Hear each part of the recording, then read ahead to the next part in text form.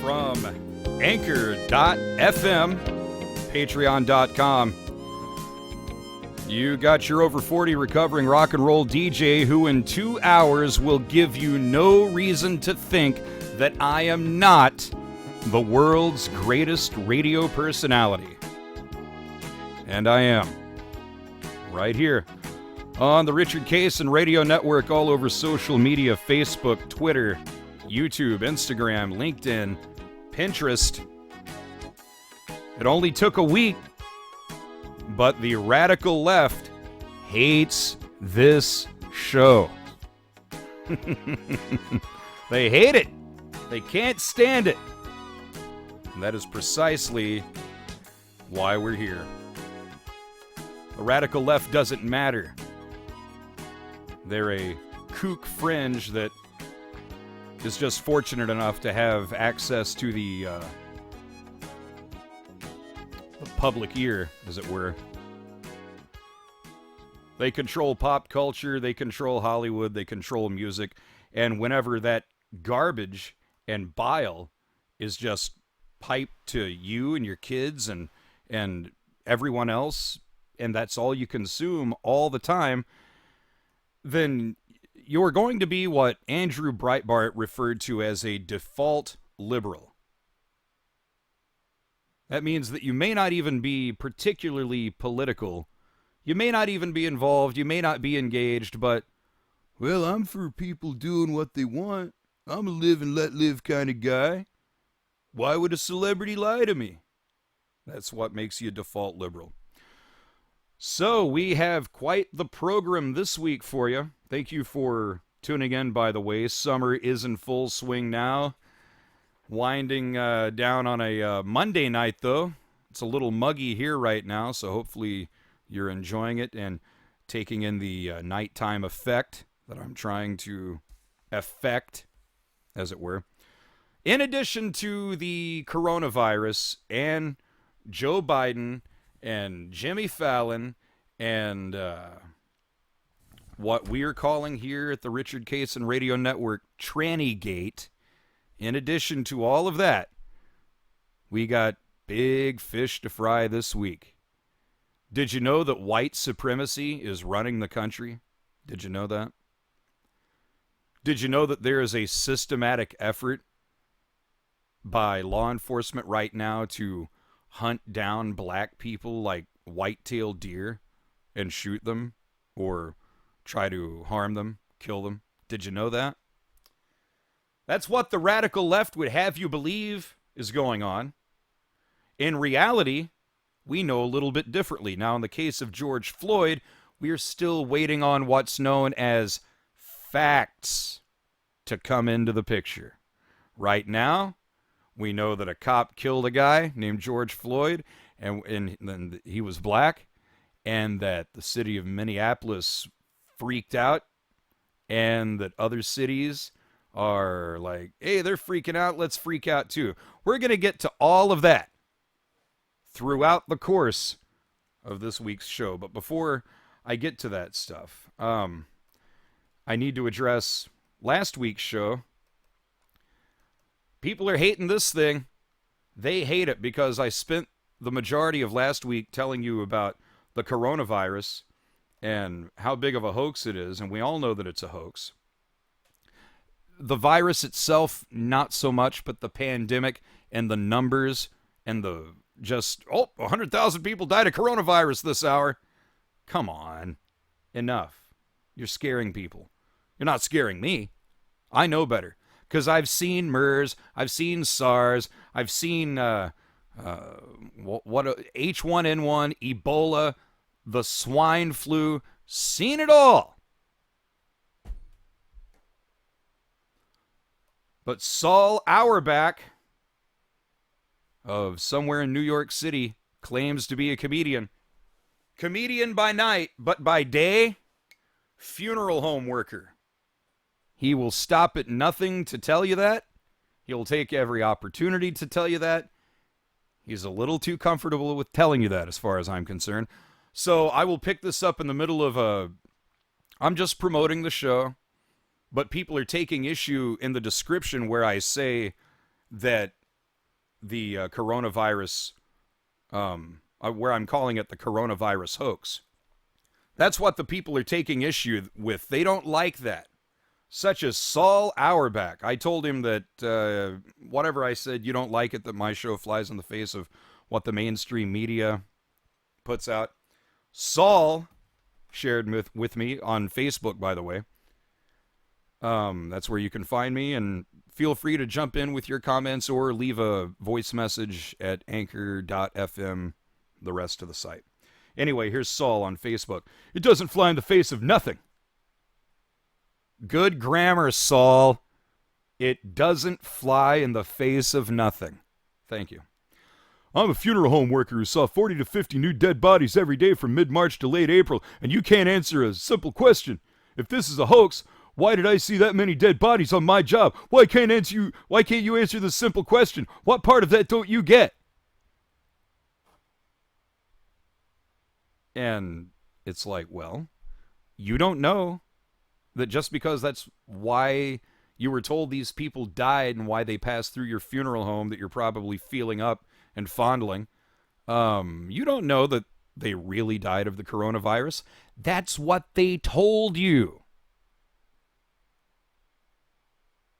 That's the simple answer to that question. And also, I don't get into Facebook arguments much anymore. I will give you enough line to hang yourself just to get you to say dumb things that I can talk about on this show. But I know I'm not going to change your mind. You're not going to change my mind.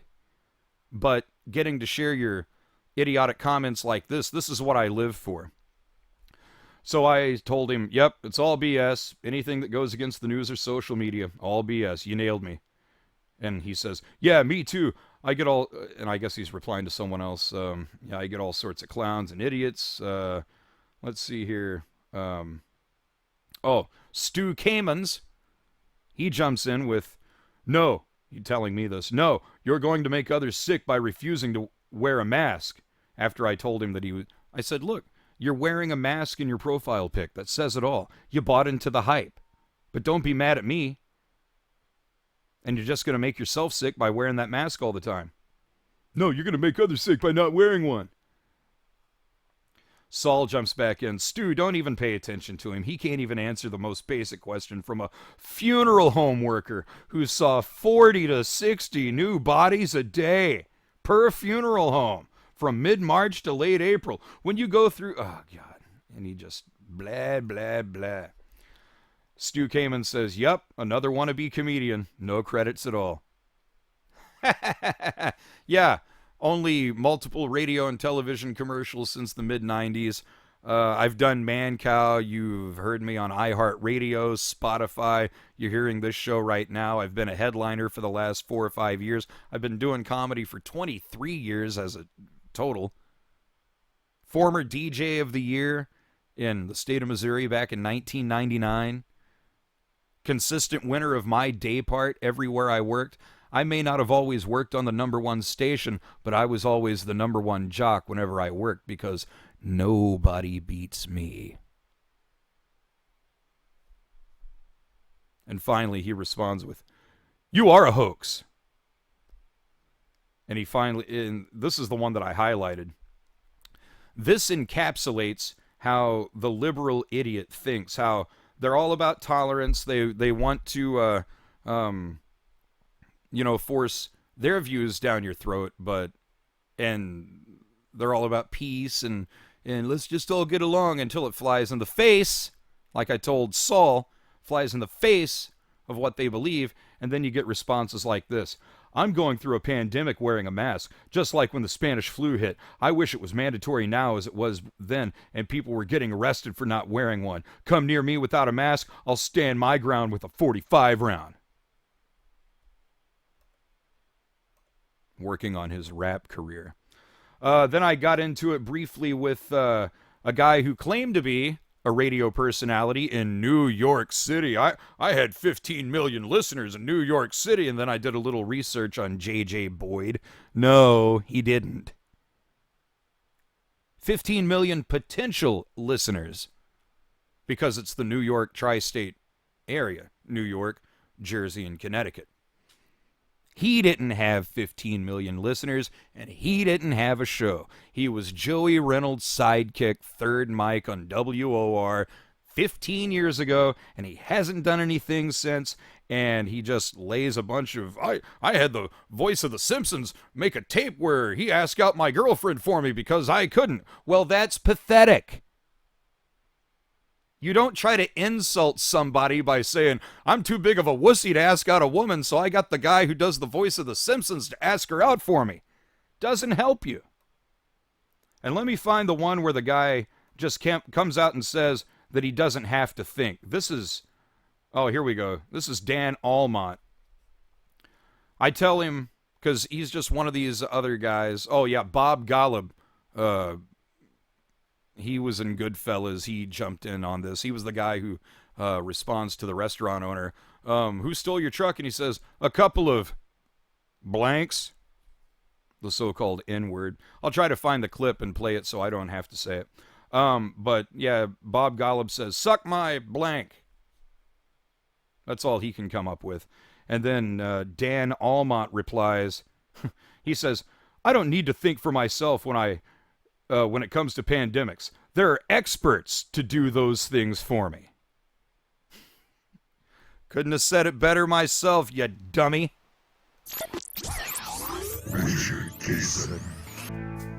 Minneapolis is on fire as we speak.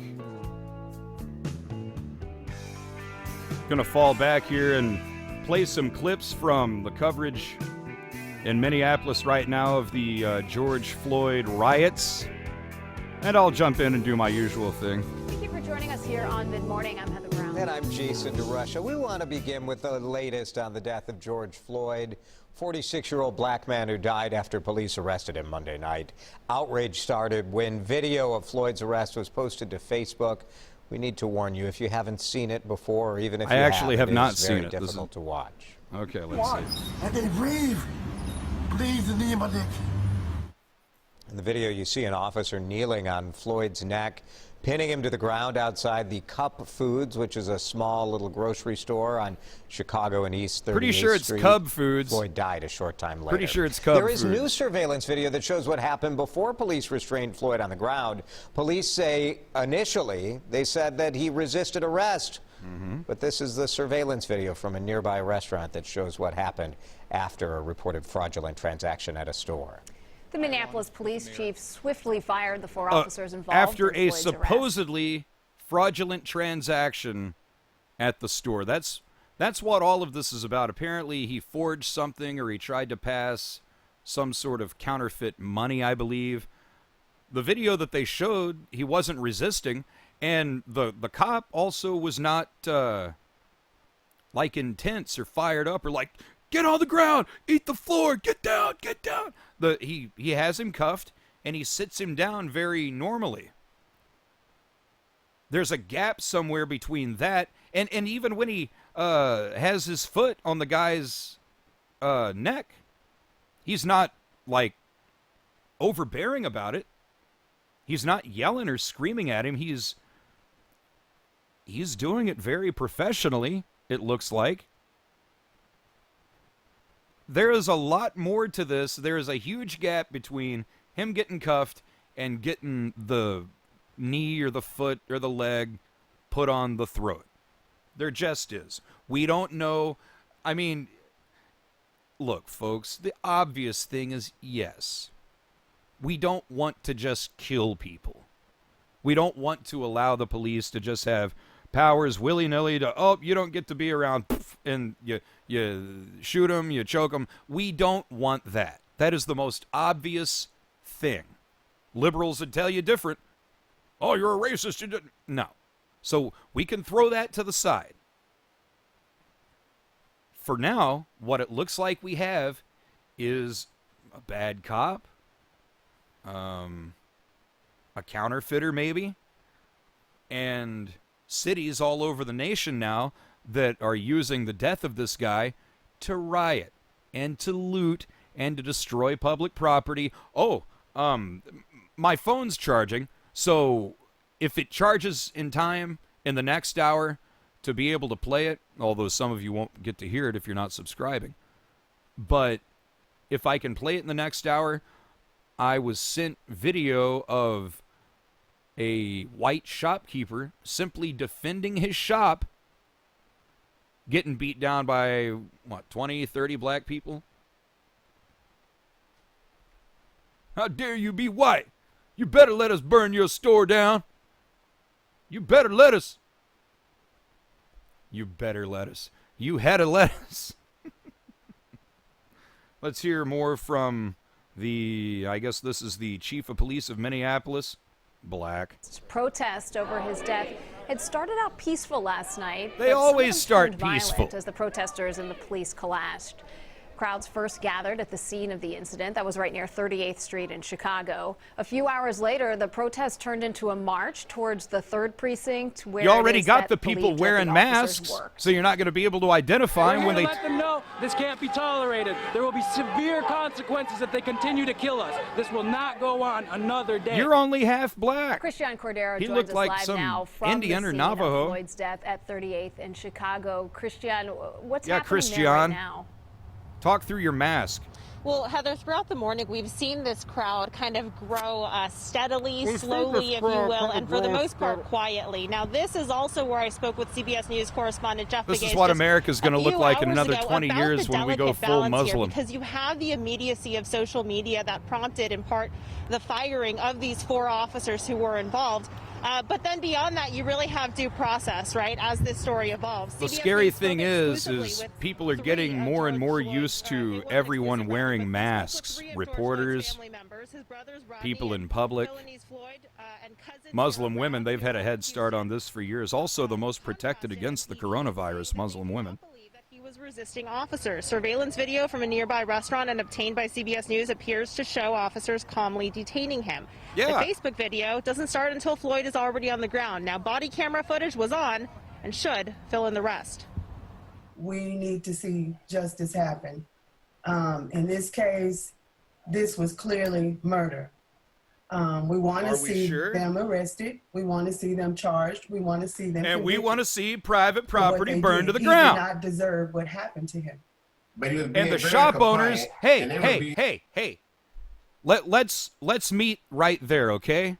Let's say that the guy, his brother and his mom here, let's say that they're right, that even though he passed phony money or was forging something, he doesn't look like he was resisting arrest to me. I'll cop to that. He's not putting up a fight. So if he didn't deserve to die, let's agree on that point. Then let's also agree that these private property owners, that the small business people of this country, which are the backbone and the financial engine that keeps this mother moving, when you get these savages, oh yes, savages, the S word, when you get these violent, illiterate, stupid, excuse-making, fad-following savages to go out into the street and set fire to public property, buildings, assaulting people, well, that's not right either. And you know it. And people like me aren't going to sit there and just let excuses be made for this sort of thing. And doing what cops normally do these days. Just kill black folks. Total lie. What about he's making it sound like there's not black police officers? And we know that that's not the case. We know that there are black law enforcement. We know that that is as much of a stereotype as it is a stereotype to say all blacks are criminals. You simply can't say things like that and get away with it and sound intelligent and do your cause any good. Something about waiting for facts coming in, huh? Richard Jason. Airport belonged to Paulie. We had friends and relatives who worked all over the place, and they would tip us off about what was coming in and what was moving out. If any of the truckers or airlines gave us any trouble, Paulie had his union people scare them with a strike. It was beautiful. There was an even bigger moneymaker than numbers, and Jimmy was in charge of it all. Whenever we needed money, we'd rob the airport. And to us, it was better than Citibank. That's Bob Golub pretending that his truck's been, well, he's in on the hijacking. Here he comes back into the restaurant. Hey, got a phone? Come on, got a phone? Over there. Two niggers just stole my truck. Boo! You can't say that. No. Anyway, so that's the guy who was giving me hell on social media who said, suck my blank. Minneapolis burning to the ground. Let's go to Minneapolis and whoever this is, whoever's responsible for this footage here. Roll it. Oh, this is from the London Times or something. Okay. Well, I don't like this one. Let's just cue this up. Yeah, I already know I've got something playing in this deck.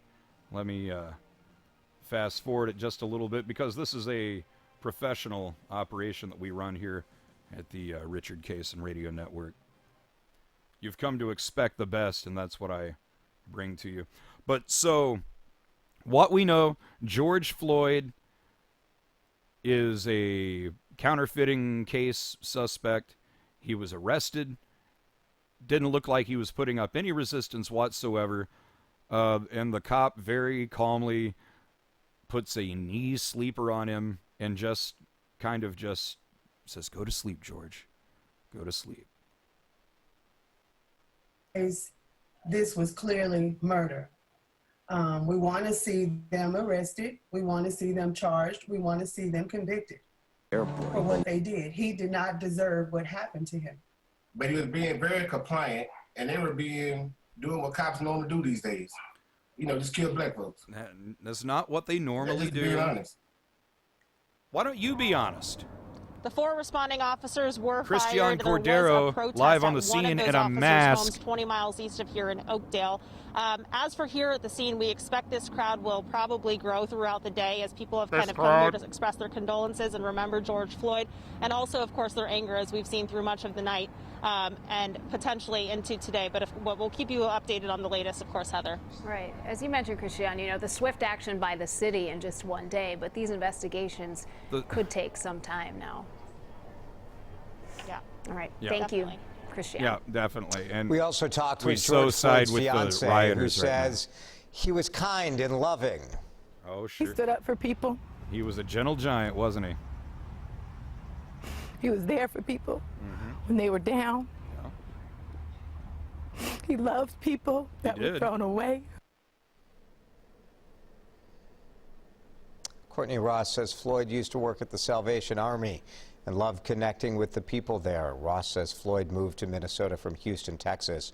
She says he chose Minnesota as his new home for a reason.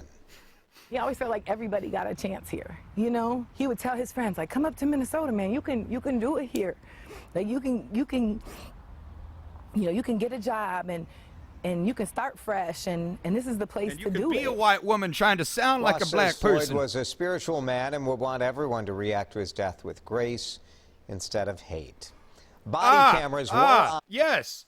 So even the woman who was seeing George Floyd knows that George Floyd would not want Minneapolis, Los Angeles, Springfield, Missouri, St. Louis, Missouri. Even she knows that he would not want people to act this way. Yet, they're acting this way. Why are they acting this way? Because, for the most part, they know they can get away with it.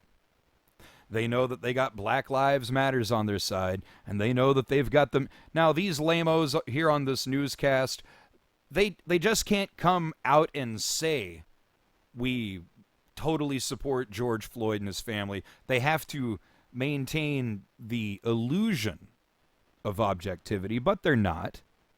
They're anything but objective. But there you heard the former girlfriend or companion, concubine, I don't know, of George Floyd saying that even he wouldn't like to see people reacting to his death in this way, but the savages are doing it just the same. You know, I was not a fan. Of course, I wasn't around during Richard J. Daley. Never lived in Chicago. Watched a lot of Chicago media and TV, and I'm certainly more than a little familiar with His Honor's administration. That was his nickname, His Honor. Well, whenever the Democratic National Convention thing broke out in '68, Mayor Daley issued an order to the police. Do you know what that order was? I'll give you a second to think about it. Hey, let me play the clip. Nah, well, I don't have time to cue it up. I'll play that Goodfellas clip one more time, maybe. I was going to give you a moment to think about that, but do you know what Mayor Daley's order to the cop was? The cops, that is. Looters will be shot. This is a Democrat. Not exactly the most liberal Democrat. More of the old school type. Could get along with the Klan, that sort of thing. Played identity and race politics. But when Chicago was being looted and people were trying to tear it down and burn it down and cause a scene at the Democratic National Convention in Chicago in '68, Mayor Daley told the police, looters will be shot on sight. Not necessarily shoot to kill. If you do kill him, it's a looter. These are not protests. The protest is always the precursor to the riot.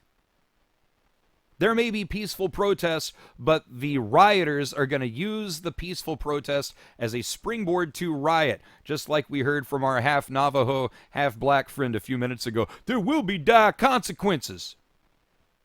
Oh, there's going to be dire consequences, friend. And you got no clue what they is. Richard Jason. All over the internet, Anchor.fm, Patreon.com, Breaker, Overcast, iTunes, Apple Podcasts, host of other sources, all where you can find the Richard Cason Radio Network. Only a few minutes left in this first hour, though, and this week, as per my warnings last week, only the first hour is free to you this week. If you want to hear the second one, you're going to have to pay for it. The good news is, it's $1 a month. A quarter. Everyone has a quarter.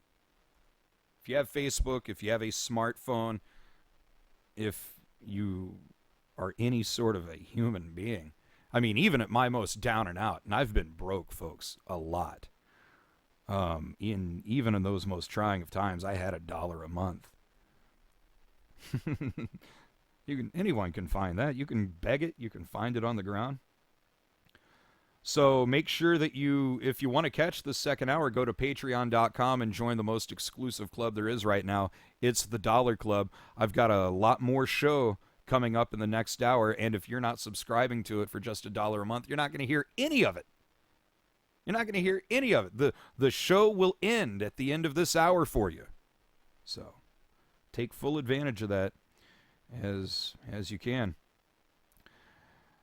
As we move along to other things, President Trump, my God, look, Lincoln used to be regarded as the greatest of the presidents. It is now Trump. It goes Trump, Lincoln, Reagan. That's the order.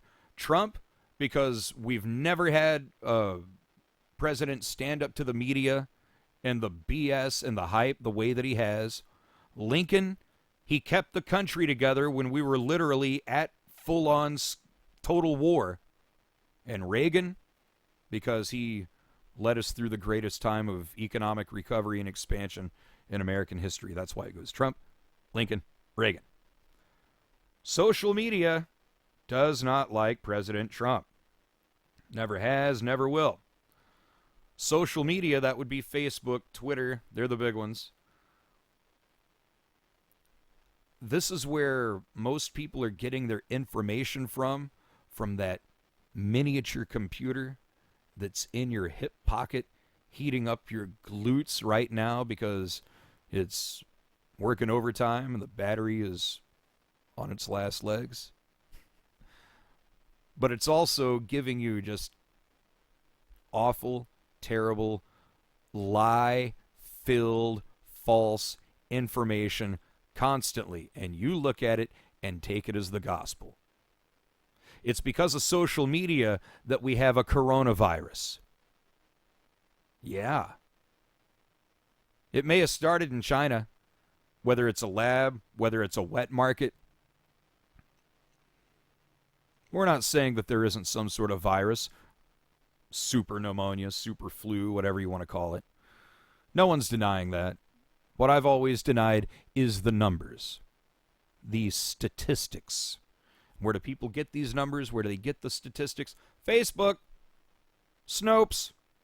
Snopes posts something on Facebook, and because you're too lazy to even go to Snopes, which is a huge site of false information, if you just get it fed to you through Facebook, and then you turn on your late local news or your evening news, Donald Trump is mismanaging the coronavirus today, and we're going to discuss why. They've already stated that it's a fact, and we're going to discuss why it's a fact. And you accept that it's a fact when it's a lie. Which is why President Trump Thursday signed this executive order in the White House to defend free speech on social media and regulate social media companies for selectively censoring users. That's what's going on. The president says we're here today to defend free speech from one of the greatest dangers, referring to the unchecked power wielded by these social media companies in the United States. He signed the executive order Thursday. President Trump said they've had unchecked power to censor, restrict, edit, shape, hide, alter virtually any form of communication between private citizens or large public audiences. The president then criticized the growing monopoly of social media companies in America, vowing to act to change the regulatory framework for the companies. He says there's no precedent in American history for so small a number of corporations to control so large a sphere of interaction. Trump said the increasing editorial actions by social media to control the content on their platforms endangered their liability shield under Section 230 of the Communications Decency Act as a neutral public platform. The president accuses the companies of political activism, calling it inappropriate. When they choose to fact check and what they choose to ignore or promote is nothing more than political activism. Trump said that social media companies had more power and more reach than any phone company or newspaper or media outlet and needed more regulation. Damn skippy, Mr. President. Attorney General William Barr attended the event and said his office would prepare legislation to restrict social media companies from pressing their particular viewpoints on their platforms. Party's over, jerks. You had a good 10 or 12 years of shaping the national conversation, but once again, when you have the greatest president in all of American history on the case and realizing that you are the cancer that you are, by God, you're going to get put in your stupid place.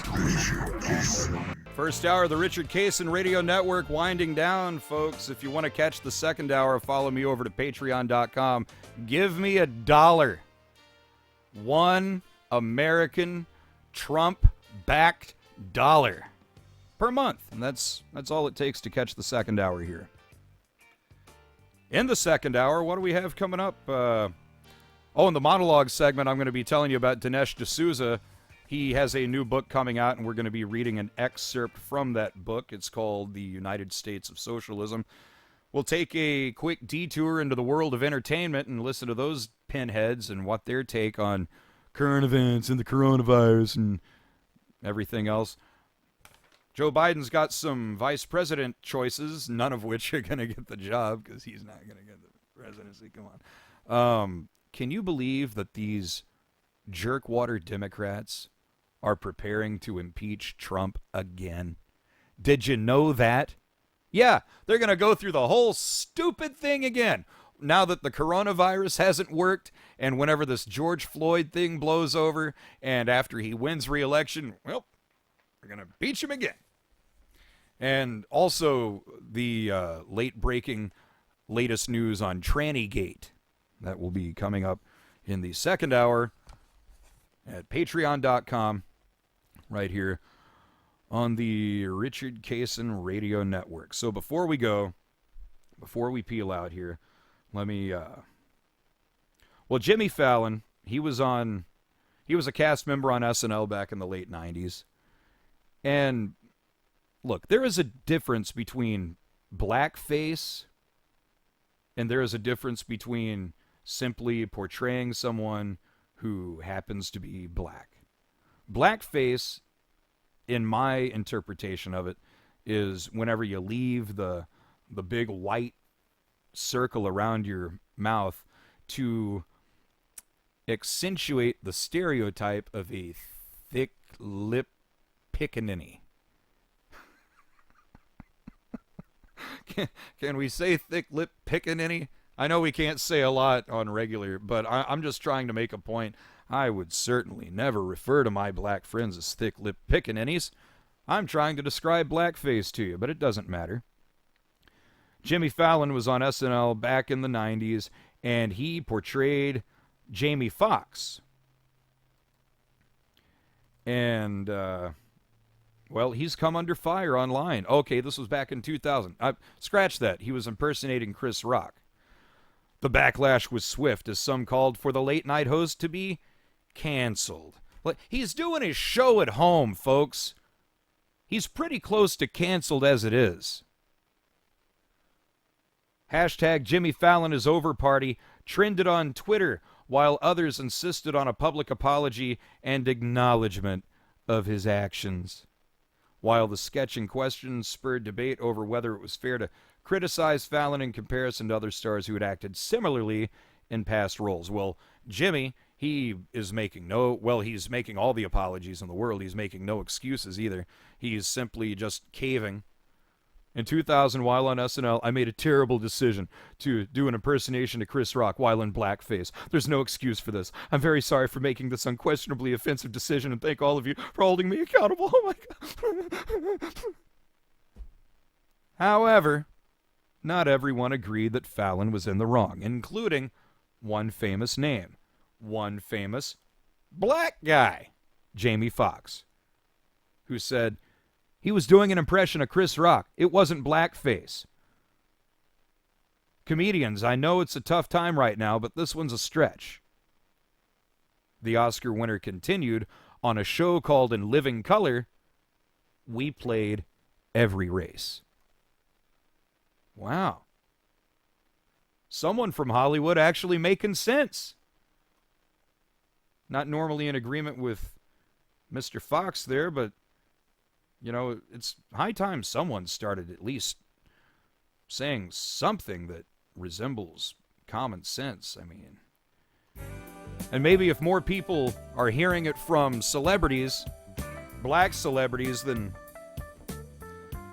maybe people will learn that it's okay to make fun of everything, because it is. It's comedy, folks. Anyway, we will be